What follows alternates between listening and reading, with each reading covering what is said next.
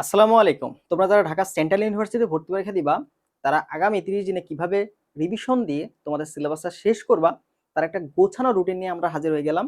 এবং এই রুটিন মাফিক তোমরা কিভাবে প্রস্তুতি নিলে তোমরা খুব সহজেই টপ করতে পারবা, সেটা নিয়েও গাইডলাইন পাবে এই ভিডিওতে। তো যারা ঢাকা সেন্ট্রাল ইউনিভার্সিটি ইউনিটে অর্থাৎ বিজ্ঞান বিভাগ থেকে পরীক্ষা দিবা, তারা ভিডিওটা সম্পূর্ণ দেখবা এবং ভিডিওটা শেয়ার করে রাখতে পারবা। কারণ এখানে তোমাদের লাস্ট মোমেন্টে প্রিপারেশন নেওয়ার স্ট্র্যাটেজি নিয়ে আলোচনা করব, একটা রুটিন নিয়ে কথা বলবো, পাশাপাশি আরো যা কিছু আছে আনুষঙ্গিক সেটা নিয়ে কথা বলবো। ঠিক আছে? তো অবশ্যই ভিডিওটা সম্পূর্ণ দেখবা।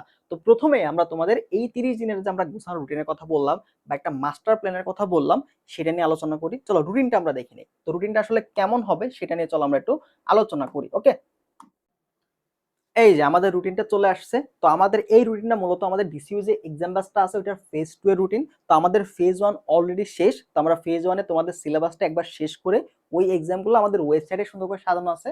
তো যেহেতু আমরা লাস্ট মোমেন্টে সময় পাচ্ছি এবং আমাদের এক্সামগুলোও শেষ, তো আমরা এই মুহূর্তে আমরা ফেজ 2 শুরু করতে যাচ্ছি এবং এই ফেজ 2 এর রুটিনটা আমরা পাবলিক করে দিব। তো যারা এক্সাম এসে ভর্তি হবা তারা তো এক্সামগুলো প্লাস সাজেশনগুলো পাচ্ছই। আর পাশাপাশি যদি কেউ নাও ভর্তি হও, তুমি চেষ্টা করো এই রুটিনটা মেইনটেইন করার। এবং এই রুটিনে যে অধ্যায়গুলো আছে সেগুলো আসলে কিভাবে পড়া দরকার, ফিজিক্সের ক্ষেত্রে, কেমিস্ট্রির ক্ষেত্রে, ম্যাথের ক্ষেত্রে কিভাবে পড়বা সেটা নিয়ে আমি আলোচনা করব। তো রুটিনটা চলো আমরা দেখে নিই কিভাবে সাজানো হয়েছে। তো যেহেতু আমাদের সময়টা কম, তো এই সময় আমি চাইলেও কিন্তু একদিনে একটা চ্যাপ্টার শেষ করতে পারবো না, তাই না? বলো পসিবল? তো আমাদের অবশ্যই মিনিমাম 2টা করে চ্যাপ্টার এখানে শেষ করতে হবে, 2টা বা 3টা।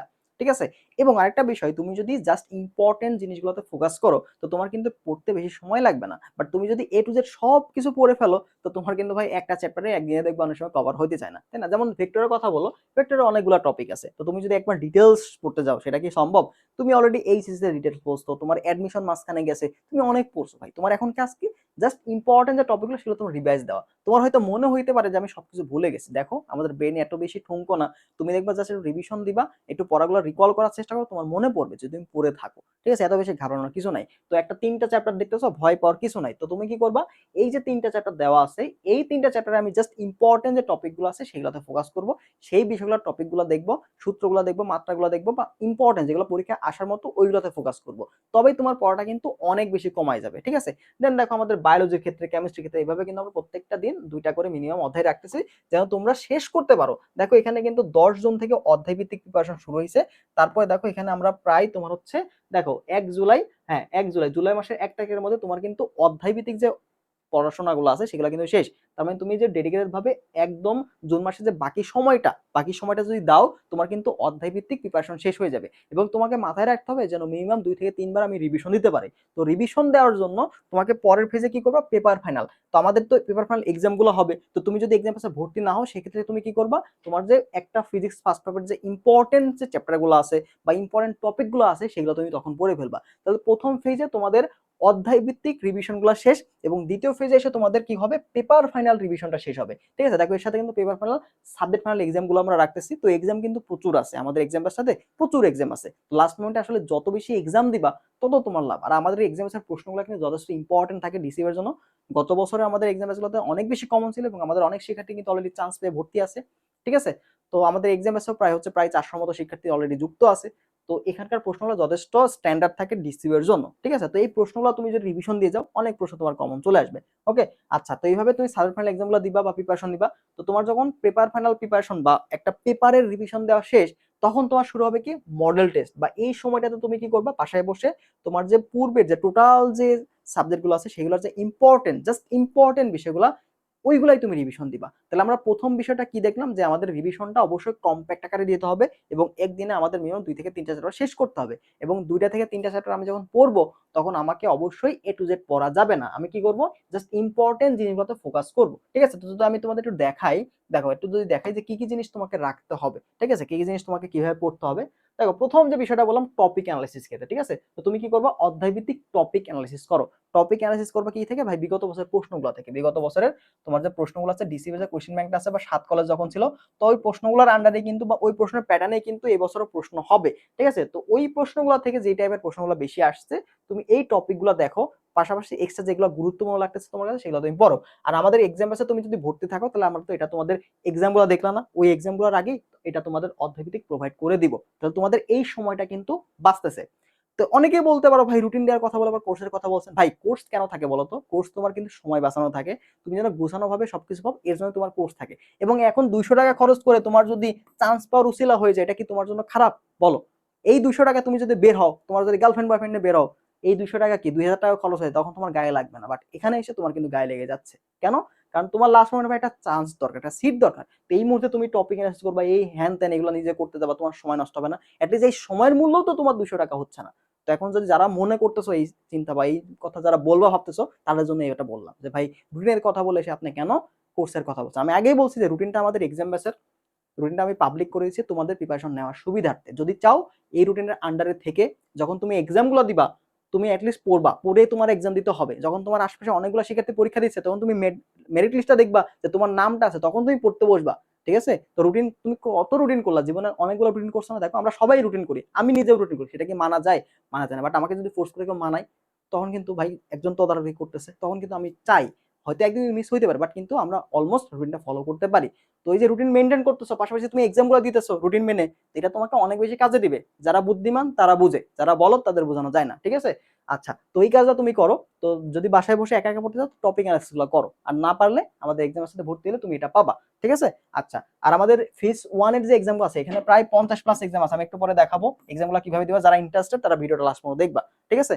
আচ্ছা, এটা নিয়ে আমি পরে কথা বলতেছি। আচ্ছা, এরপরে যেটা কাজ সেটা হচ্ছে তোমাকে প্রশ্ন ব্যাংক সলভ করতে হবে। তো ভাই প্রশ্ন ব্যাংক সলভ কি তুমি শুধু ডিসিউ করবা? না, প্রশ্ন ব্যাংক তোমাকে ডিসিউ করলে হবে না, তোমাকে অবশ্যই ডিসিউ এর পাশাপাশি ভার্সিটি এমএর যে কোশ্চেন ব্যাংক আছে এটা তোমাকে সলভ করতে হবে। ঠিক আছে? বুঝতে পারছো? তাহলে প্রশ্ন ব্যাংকে কি দেখবা? তুমি টপিক অ্যানালাইসিস করবা ডিসিউ এর, বাট প্র্যাকটিসের ক্ষেত্রে তোমাকে অবশ্যই ভার্সিটি এমএর বা অন্যান্য ভার্সিটির প্রশ্নগুলো তোমাকে সলভ করতে হবে। দেখবা যে অন্যান্য ভার্সিটির প্রশ্নগুলো হুবহু চলে আসছে কমন, এরকম কিন্তু হয়। বুঝতে পারছো? তার মানে আমরা দুইভাবে প্রিপারেশন নিব। টপিক অ্যানালাইসিস আমরা ডিসিউ এর কোশ্চেন ব্যাংক থেকে করব, বা প্র্যাকটিসের সময় আমরা ভার্সিটি এর কোশ্চেন ব্যাংকটাও প্র্যাকটিস করে যাব। তো এইটা আমাদের জন্য বেশি কাজে লাগবে। ঠিক আছে? তো আমরা কিন্তু এটা রাখছি তোমাদের ডিসিউ এর কোশ্চেন ব্যাংক সলভ ক্লাস রাখবো, এবং ম্যারাথন ক্লাসে আমরা জাস্ট ইম্পর্টেন্ট যে এমসিকিউ গুলো আছে, সেগুলো তোমাদের সলভ করবো। এটা কখন? আমাদের যখন এই যে পেপার ফাইনাল ফেজ দেখলাম না, তখন ফিজিক্স ফার্স্ট পার্টের আগে physics first marathon class, second পার্টের আগে সেকেন্ড পার্ট ম্যারাথন ক্লাস, এভাবে থাকবে। ঠিক আছে? ওই যে আমাদের যে পরের ফেজটাতে, আর আমাদের অধ্যায়ভিত্তিক ফেজটাতে আমরা প্রশ্ন ব্যাংক সলভ ক্লাস দেব। ঠিক আছে? অধ্যায়ভিত্তিক ফেজটাতে প্রশ্ন ব্যাংক সলভ ক্লাস তোমাদের দেব। তো এই কাজটা করো। আর একটা কাজ করবা, সেটা তুমি যখন বাসায় পড়বা তখন তুমি অবশ্যই কম্প্যাক্ট একটা নোট বানাবা। ঠিক আছে? কম্প্যাক্ট একটা নোট বানাবা। এই নোটে কি করবা? এই নোটে তোমার যে পেপার অধ্যায়ভিত্তিক যখন প্রিপারেশন তুমি নিচ্ছ, তখন তোমার কাজ হবে এই কম্প্যাক্ট নোটে কিছু ইম্পর্টেন্ট টপিকগুলো জাস্ট নোট করা, যেটা তুমি যখন পেপার ফাইনাল প্রিপারেশন নিবা, যখন তুমি পেপার ফাইনাল প্রিপারেশন বা হচ্ছে মডেল টেস্ট ফেজে থাকবা, তখন তোমার কিন্তু এইটা হেল্প করবে। তো তোমার যে কম্প্যাক্ট নোটটা, এটা তুমি জাস্ট ইম্পর্টেন্ট টপিকগুলোতে ফোকাস করতে তুমি কিন্তু এই সময়টা পাবা, বাট ডিটেলস পড়ার কিন্তু সময় পাবা না। ঠিক আছে? তো অল্প সময় যদি বেশি আউটপুট পেতে চাও, তো তোমাকে অবশ্যই একটা কম্প্যাক্ট নোট করতে হবে।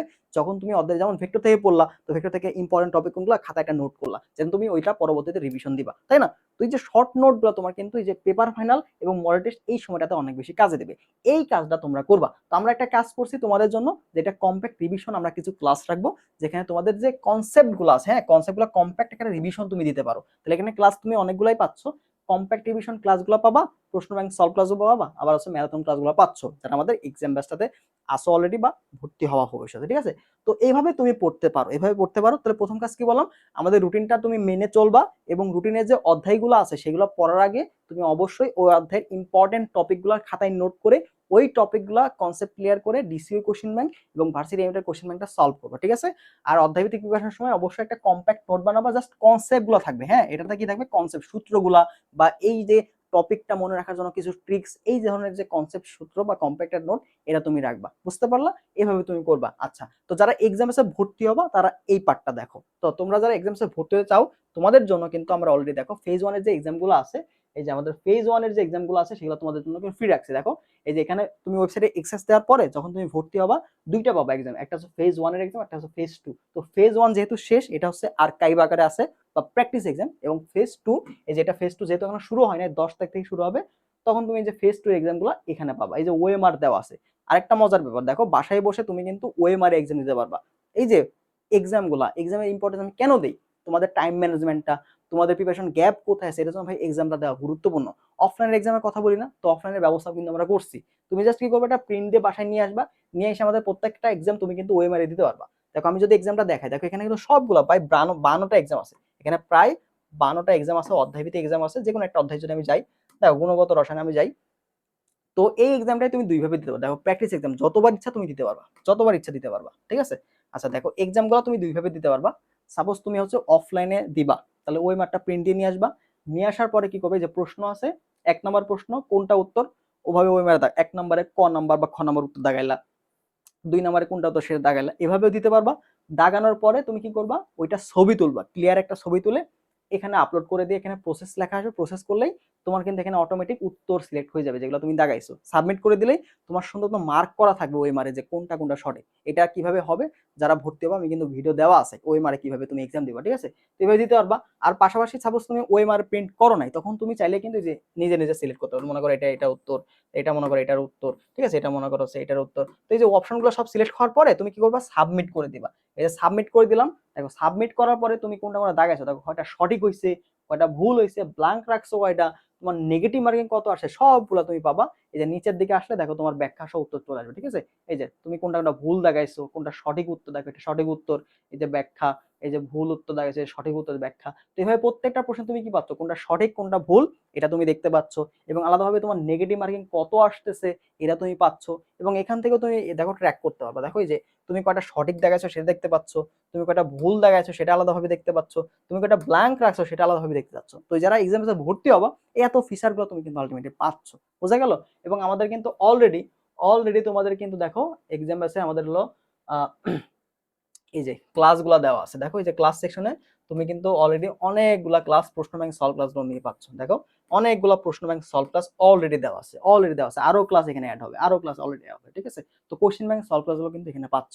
তো এতগুলো ফিচার্স তুমি এখন ভর্তি হলেই পেয়ে যাবা। লাইভ এক্সাম শুরু হবে 10 তারিখ থেকে, ঠিক আছে। রুটিনটা আমি কমেন্ট বক্সে দিয়ে দিব, সেখান থেকে দেখে নাও। আর যারা এক্সাম বেসে ভর্তি হবা, কমেন্ট বক্সে লিঙ্ক দেওয়া থাকবে, অথবা হোয়াটসঅ্যাপ নাম্বার দেখতে পাচ্ছ, এটাতে যোগাযোগ করো বা পেজে নক দাও, তাহলে ডিটেলসটা তোমার জানিয়ে দেবো। তো লাস্ট মোমেন্টে এই 200 টাকার জন্য কিপটামি করো না, তোমার অনেক সময় বেঁচে যাবে, একটা গোছালো প্রিপারেশন তুমি নিতে পারবা। তো যারা ভর্তি হবা দ্রুত যোগাযোগ করো, ঠিক আছে। আল্লাহ হাফেজ।